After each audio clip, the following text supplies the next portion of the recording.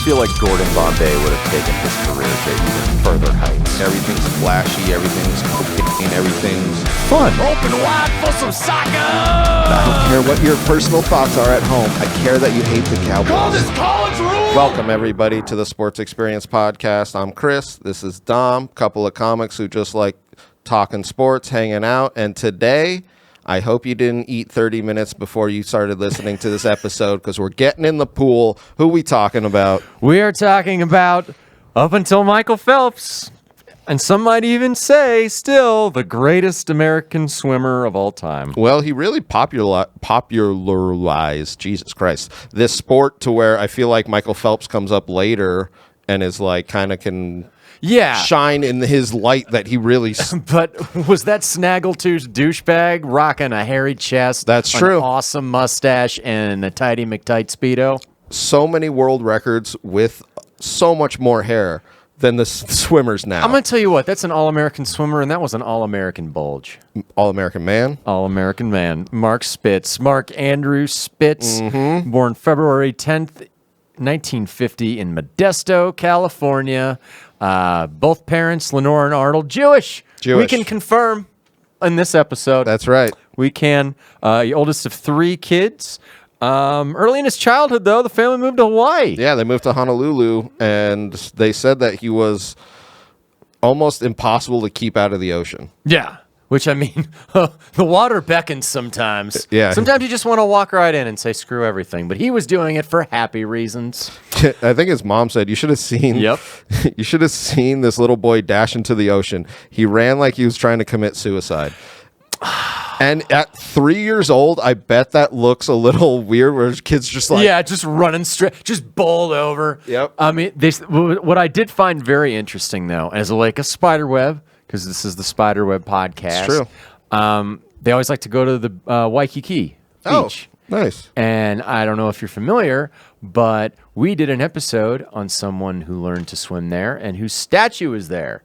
Godfather of modern surfing, Duke Hanamoku, everybody. Yeah. So I thought that was pretty interesting because he's the only other swimmer we've done an episode on. And really. He wasn't just a swimmer. He did so much other cool stuff. Age 6, though, they moved back to Sacramento in the mainland. And that's the one thing about California I always find interesting because there are certain states that produce certain athletes, that we do. Like a lot of them, you're colder climates, you're going to be a hockey player. You're from Canada, you're going to do hockey. You're not going to play football. Yeah.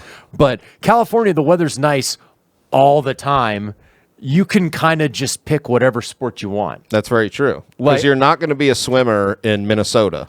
I mean, they have indoor pools, but come on. You're going to get drunk and go ice fishing. That's right. Not in this guy's era when chest hair was chest hair. When that taco meat drove the ladies wild. Oof. That's what my ex used to call my chest hair. Dude, I told you, remember I used to do shows where I had to stop wearing V-necks because she's like, I don't want you attracting any older women out there. And I'm like, that's who I'm like, babe, that's my wheelhouse. Well, it's just you now, but that's my wheelhouse. That's right. When you eventually don't want to see me anymore. They used to call him Dom Spitz. That's right. I can barely swim. I can survive. Like, I can live, but I can't survive. Like, throw me in the ocean, I'll be okay for a while. I'll tread water. Like, I'll doggy paddle to the next, thing. Like, I'll freeze next to Kate Winslet, is what I'm telling you. Nice. On a piece of furniture. But anyway, trains at Arden Hills Swim Club, and the coach there, I don't know if you read anything about him, Sherm Chavur, was a Hawaii guy who coached 6 other Olympic medalists. So this is like, I imagine in Sacramento, this is like the swimming academy. Yeah. You know what I mean? Because he's there from like age 7 to, he moves on later, but yeah. At age 10, he already had 1 world age group record and 17 national records. Yep. Age 14, they moved to Santa Clara. And then he joins the Santa Clara Swim Club, whose coach, George F. Haynes, was someone the International Swimming Hall of Fame bestowed the honor of Coach of the Century on. So it's not just Mark that he's coached. There's a lot of I imagine all the best swimmers were like coming up through him. Yeah. So he's training with the Santa Clara Swim Club, as well as at Santa Clara High School. And at age 16, he wins the 100-meter butterfly at the AAU National Championships. And it was his first of 24 AAU national titles. His first international competition was a year before at the Maccabiah Games in Israel. And he was 15. Yeah. And that's what people are saying was like right at this point when he's 15, 16, because he's dominating people that are just physically more like bigger than, you know what I mean? But he's so much better technique wise. Yes, and just exactly. And you know that once he grows a little bit more, you're just like, oh, he's going to, because he got 4 gold medals in Israel. All I could think of was that scene in Airplane where that old woman's like to Julia Haggard. She's like, would you like anything to read? Do you have anything light? Well, I have this leaflet, famous Jewish sports legends. I'm like, Mark Spitz is on that leaflet because he's a dominant swimmer. 1967, he has his first world record there on the 400-meter freestyle. And like you said, 1967, he wins 5 gold medals in Winnipeg. In the, what's the games called? I forgot. The World's Champion, I think.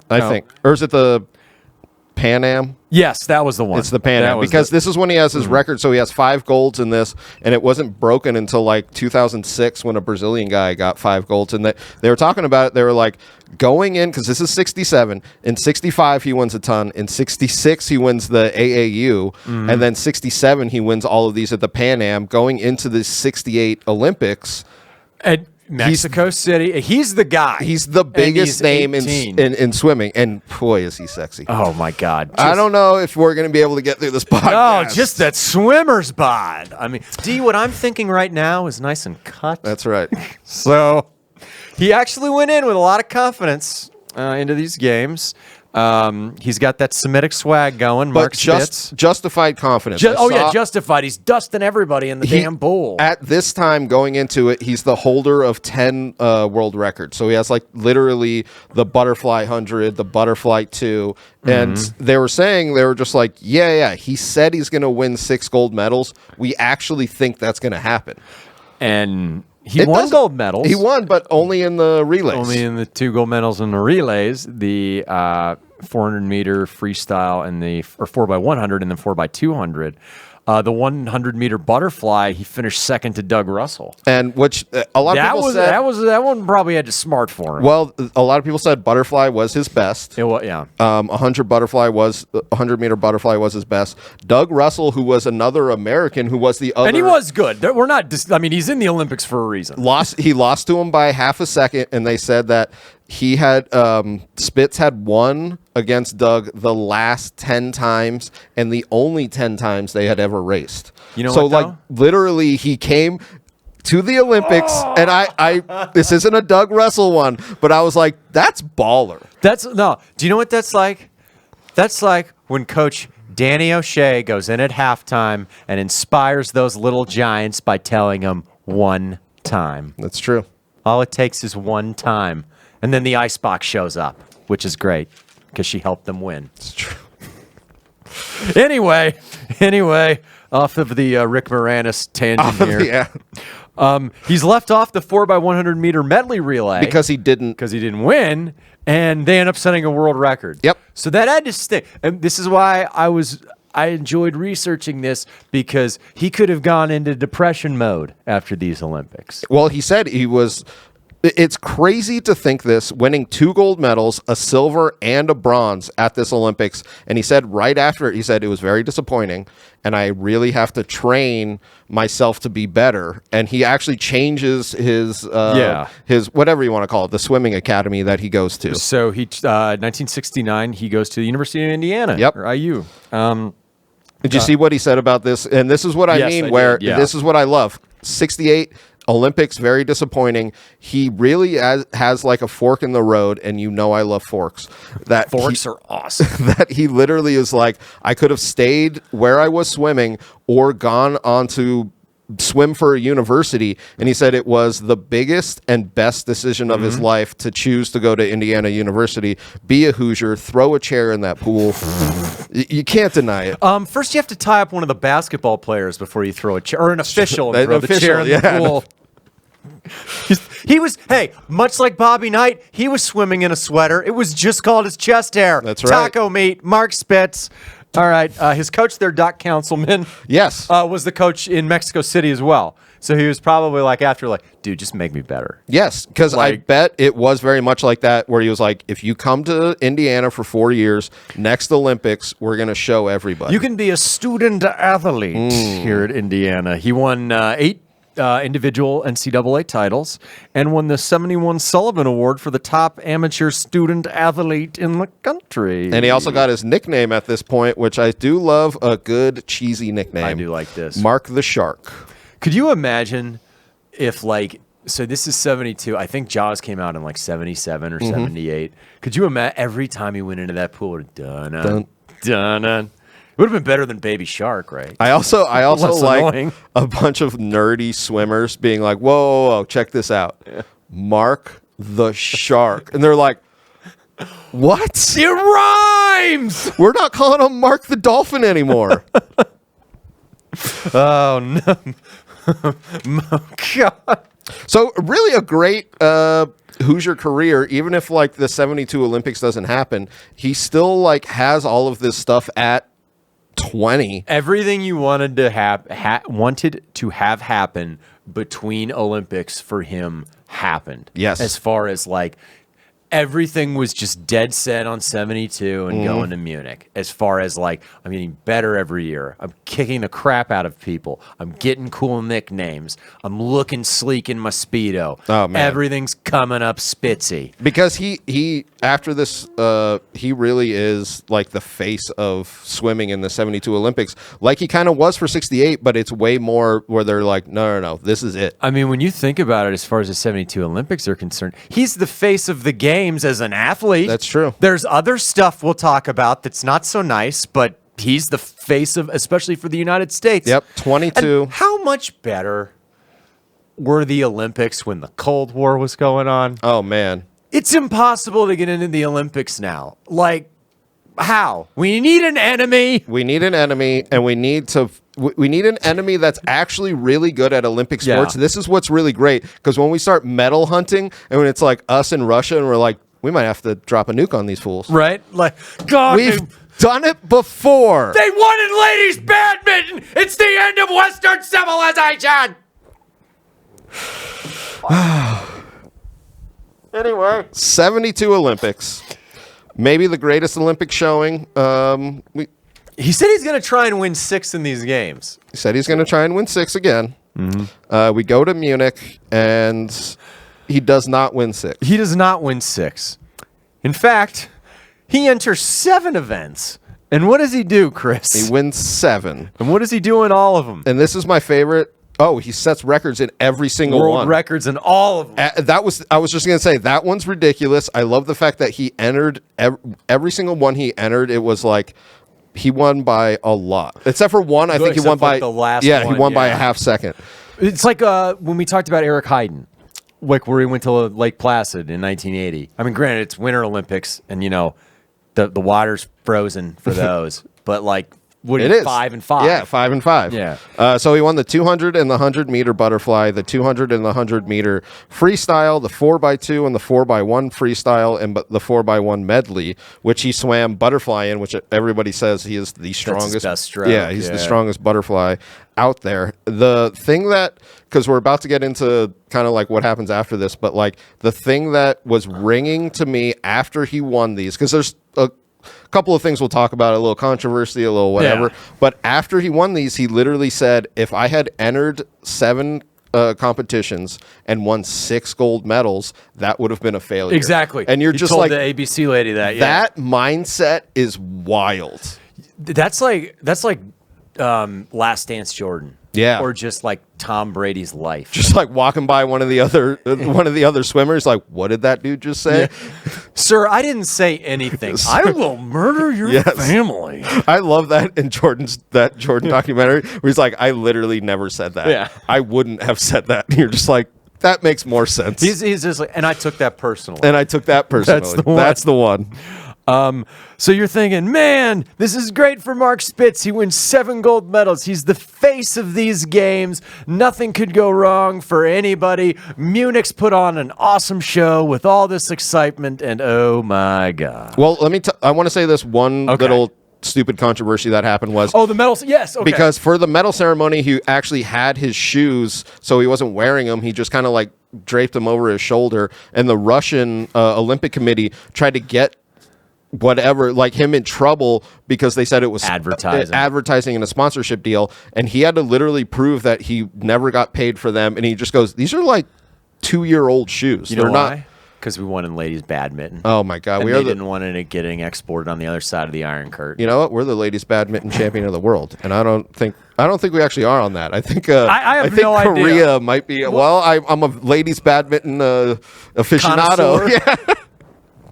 I'm saying, the Wolverines are going to take care of this. So there was a little bit of controversy with that. Well, he kind of laughed it off. But this is the amateur time of the Olympics where they were just like, you can't make a single dollar. That's controversy. You can look back, and even at the time, you can laugh at it. It's funny now from what happens 3 days later. Yes, of course, because 3 days later, oh boy. So in 72 Olympics, there was a terrorist attack, and they got, I think it was 11 Israeli Olympic athletes, and this is, I don't know if this is opinion, but it's probably the worst thing that ever happened to a Jew in Munich. All right, Jesus, let's calm down. Oh boy, oh boy. But Mark Spitz, he's got to leave. Mark Spitz, being Jewish, they were like, we're getting you out of here right now. So he could have had more day. He could have had the time of his life given $5 mustache rides for 5 Deutsche Marks. That's mustache rides. 5 I need Deutsche. The currency right. Like, I'm a stickler for these things. 5 Deutsche, and so he ends up going home a little early. That Olympics was insane. I don't know if anybody, if you want to look at that, you can go ahead and do that. Eric Bana was there. Yep. Damn it. Saving lives. I actually didn't get saved. That's what's actually really sad. Very sad. And then right after that, which I found to be so interesting, he actually retires. So yeah, he goes back to school. Finishes his degree, pre-dentistry, I guess. One of the big reasons why he ends up retiring is he's one of the first athletes ever to start making some buku dolores post-Olympics. Exactly. So this is what the Russian people were saying. They were like, oh, he's going into being a commercial whatever. And they were just like, no, but he definitely is once he gets home. Oh, yeah. Once he gets home, everything's rolling out for him. Yep. I did see a good story. They asked him, because in 68 he didn't have one. 72 he's got a mustache. And they asked him why. I don't know if you read anything about this. Out of spite. No, I didn't. One of his college coaches said he couldn't grow one, and Mark Spitz said it took him 4 months to grow a mustache. You know how long it takes me to grow a mustache? 2 days. I was going to say. I had a mustache when I was 11 for my first communion photograph. The worst damn cookie duster ever seen. Still rocking. 4 months. Rocking it. 4 months. God, there are Armenian women who can grow one faster than me. It's true. Oh. It's a 5 o'clock shadow for them. 5 o'clock. What was it? The Mrs. Doubtfire. He gets 5 o'clock shadow at 2 p.m. and you're talking about strings. Oh, gosh. Anyway, he said, when I went to the Olympics, I had every intention of shaving it off. Yep, I did see that. But I was getting so many compliments and everyone was talking about it. That I decided to keep it as a good luck charm. Well, I think it was extremely rare for swimmers to have it. That's the thing that you'll never see them now have the body hair and the mustache. That's the only place there should be hair, though. It's true. I mean, like, come on. Like, get in that pool. He's a Ken doll down there. He's a God. It's completely bald. Not up here, though, baby. No, because you need the stash and you need the thigh warmers. Yes, okay? Because he's got putting him. in work. He is. Mark Putting in Spitz, work. y'all. Mark Spitz. They don't call him Mark Swallows. They call him Mark Spitz. That's right. Anyway, he wasn't swimming though. After he leaves Indiana, it's done. It's done. It's done, which is crazy to think, but he was so marketable. Yeah. Because he had done something in the Summer Olympics that, like, I know swimming's not like a glamour type of sport, but 7 gold medals. Come on, man. The only swimmer to do that until Phelps comes later and does it. And like we were talking about this before, a lot of people thought he really should have came back for the 76 Olympics and not taken the money. But you're like, this is the one opportunity he has to make money off of this thing. Well, and that's the thing. It's almost a niche sport to where, like, okay, you go to Montreal in 76. You win like 4 or 5 gold medals. You will never strike while the iron is hot like that ever again. Exactly. But didn't they set something up, though, later where you could go back after doing it between Olympics? Yeah. So, like, you're allowed to make money now and still technically be an amateur athlete or whatever.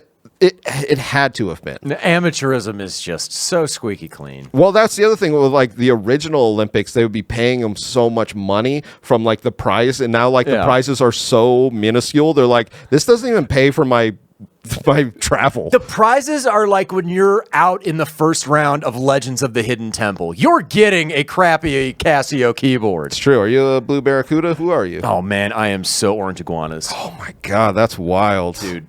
This might break up this podcast. Dude, I'm going, a Blue Barracuda and an orange iguana. I am going on Amazon after this and buying a Blue Barracuda and an orange iguana shirt. You never see if anybody's paying the fuck attention. It's true. It's like the Capulets and the Montagues. You guys didn't think they were going to come together. Yeah, Boom. but you know who really sucks balls? The Red Jaguars. Oh, nobody liked the Red. Are you kidding? They were the worst. Ooh, I'm the Purple Parrots. Nope. And if you're sporting those colors, just stop. I'm guessing Silver Snakes are neutral. Silver Snakes were neutral. Yes, that's very interesting. They were. Obviously, Mark Spitz is going to be a member of the Blue Barracudas. Oh, you bet your ass he is. That's not even a joke. I didn't even think about that. Oh, look at that. Oh, man. So one last thing for him. In 1992, a filmmaker actually gave him $1 million to try and qualify, or if he had qualified for the Olympics, they were going to give him $1 million and shoot like a whole documentary about how he's coming back. At this time, he's 42. Which in like swimmer years is like geriatric. Yes, it really is. And he didn't qualify. Still, but the fact that he was doing it. I did like it. Yeah. Did you read anything about Michael Phelps though later? Yep. So 2008. 2008 goes to, well, he was not too pleased about Beijing and kind of the fallout from what happened there. He felt snubbed to have to go watch them anonymously. He wanted to be invited. I was going to say he wasn't invited, which they were thinking Michael Phelps was going to break this record. If it wasn't the Olympic Committee, the United States Olympic Committee should have reached out, or the swim team. Any of that should have reached out, because I feel like he was 100% right with this. And then he kind of got backlash. He was like, no. I think it's wonderful. I'll pass the torch. I think that Michael Phelps deserves all the credit. I'm just confused as to why he was like, I'm not invited to this thing that was. You think anyone would be talking about American swimming in 2008 if it wasn't for Mark Spitz in 1972? That's what I mean. Yeah. Like, Michael Phelps swam down the road that Mark Spitz paved. It's very true. And he didn't even have a mustache. How can you respect that? Ooh, I got one more gold medal in an Olympics. Grow a mustache. Grow all the mustaches. But anyway, he's basically just lived off of, I shouldn't say lived off of it, but I mean, hasn't been in an athletic competition since. No. As far as like, I still love, and this is why I actually really do love the Olympics, is he was just like, I'm 22. I won 7 gold medals. I really don't have to prove anything else. It's like people who like knock people who like peaked in college or high school. It's like, yeah, but this dude like really did it. He peaked in an Olympic swimming pool. He peaked all up in that swimming pool. Mark Spitz, everyone.